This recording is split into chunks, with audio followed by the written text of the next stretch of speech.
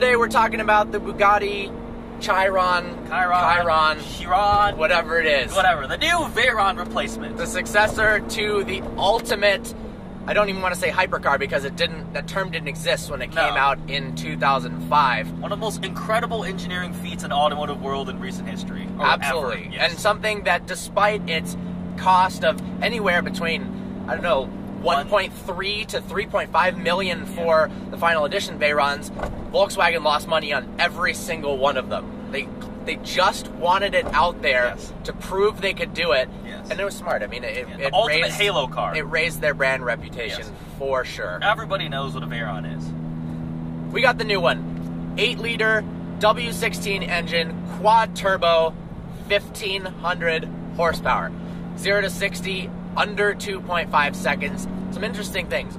We thought it might be a hybrid because there were test mules a few months ago that had this huge frame on the back, and it looked like there were batteries, and there were just all these rumors of a hybrid power plant, the massive engine plus batteries, and it would make sense. I mean, it's worked really well for Porsche with the 918, McLaren with the P1, and Ferrari with the LaFerrari. It did seem like potentially the next step. They could take the Super Sport engine, 1,200 horsepower, and add 300 horsepower's worth of electric motors, and then they'd get their power output. Maybe it was a top speed limiting aspect that the electric motors couldn't handle 261 miles an hour. It was more likely it was a weight. It already weighs a lot, though. It's 4,400 pounds. Well, that's exactly. So it weighs 4,400 pounds. You add batteries and the motors, and it weighs even more. Maybe it's 5,000 pounds. So they can't deal with that. There's just every number associated with this car is ridiculous. Very, very large. I mean, the tires, they're $49,000 a set, something like that? They were for the Veyron. The Super Sports on the Veyron were bespoke tires, so I think swapping them would cost you between $40-something thousand, and then every 3 times you change the tires, you have to get new wheels, and that was a $70,000 job. So maintenance costs were very high. This new Bugatti is supposed to have different tires, and they claim they're supposed to be cheaper and easier for the maintenance aspect. Yeah, but what I read was actually, now I remember the numbers, $42,000 for a set of tires, and you change them every 4. That's still...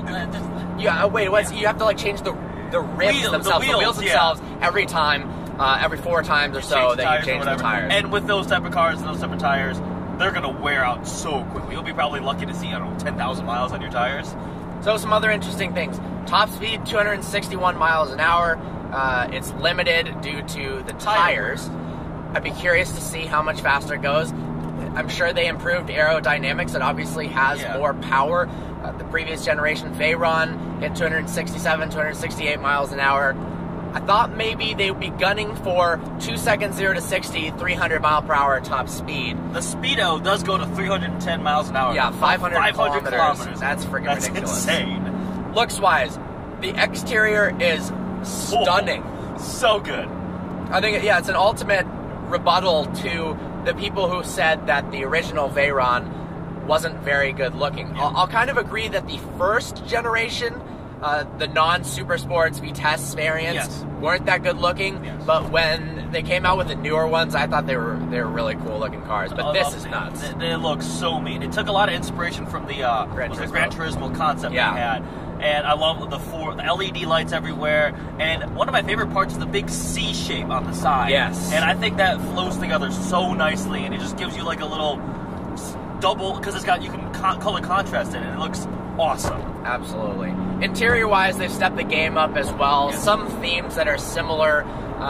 It's more simplistic and more, I'd say, Bentley Rolls-Royce-esque than something like a Lamborghini or something like that. They didn't take, interior design language from the Aventador or the Huracan at all. Car. Which, I mean, they could because it's Volkswagen Group, but it's more of a Grand Touring car.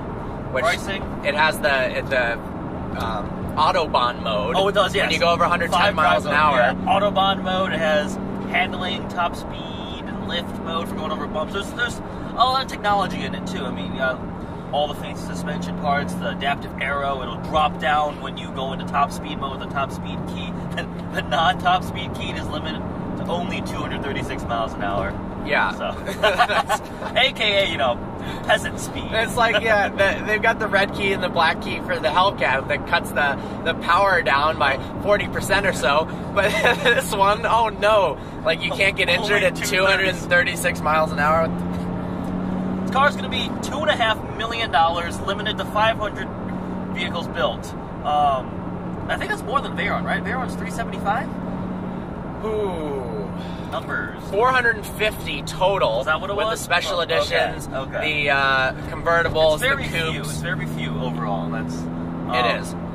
But $2.5 million. This is gonna sound really messed up to say. It sounds almost like a good deal to me. Yeah. In the sense that the last final edition Veyrons were $3.5 million or so, and yes. if you want to get a used Super Sport, whatever, they're all floating around the $2 million yes. range.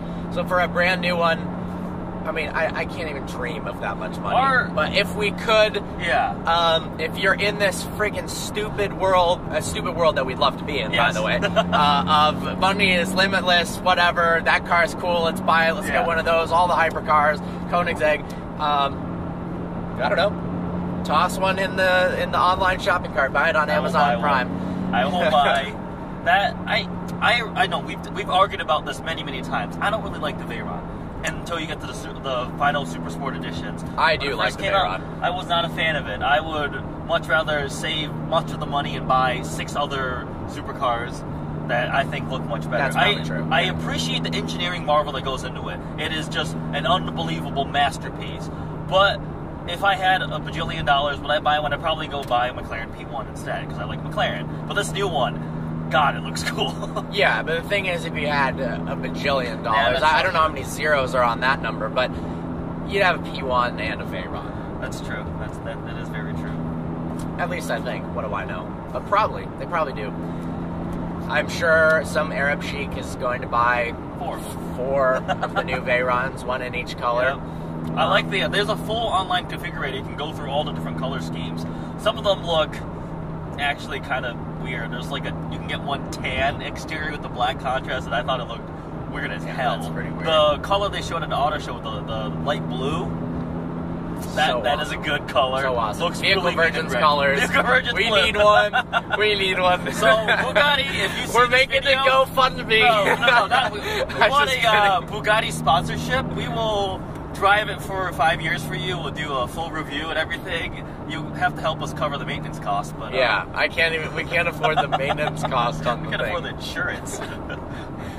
Maybe the insurance. We might be able to cover the insurance if you give us the car and you pay for the gas and the maintenance. I think I can get the insurance covered. I can't imagine taking that to State Farm and being like, hello. Yeah, I'm adding a 4th car. It is Chiron. They're like, yeah, I don't know how to pronounce it either. We also don't have it in the system. It's $100,000 a month. Like, oh, happy birthday. Okay. See you later. That's not happening. Either way, extremely excited about it. Can't wait till we see more footage, coverage of the car. It's exciting. Yeah, I mean, reviewing one. Someone's gonna comment, "Oh, you guys have to review one." No, we don't want to review one. Of course we want to review one. I'm very happy it made it to production. When the whole Volkswagen diesel scandal came out, there were rumors that because of the huge losses they were taking, they might have to cancel these excess Halo projects just for pure fun, essentially. So it might have damaged Lamborghini, might have damaged Bentley, might have damaged Bugatti. So I'm very glad they followed through and still built this insane car. Absolutely. With the fines and the layoffs and the change of management, it looked like the new Veyron would be crushed, but it wasn't, and I'm so thankful for that. I'm just excited to see it destroy records everywhere. I mean, the Regera and the 1-to-1, they haven't been in too many official tests, but unofficially, they're basically much faster than any of the 3 hypercars out there. And whatever Hennessy builds, their next generation Venom. So it'll be cool to see, what the Hennessy, as well as the Chiron. Do you remember SSC? Yeah, when they the built Ultimate Aero? Yeah, and then they were going to make the Trottoir, but I don't know what happened to that one. Zenvo's coming back. That's cool. They're no longer on fire all the time. Well, we don't know that yet. We've only seen them non-running on stands. The hypercar world is really cool right now. It is blowing up. And the competition in the normal car world is getting insane. Yep. Just sedans and whatnot. This is a time, if you have a ton of money, to get excited and buy cars. Buy many and cars. if you have a normal amount of money like the rest of us, there's also some awesome offerings out there. Alright. Cool. That's some stuff. Talking about the new Bugatti. Hope you enjoyed this video. We kind of want to do a series like this where we talk about the new offerings, just some info on the car. Me and Eddie blabbering back and forth about stuff. Hope you enjoyed it. Look forward to seeing you next video.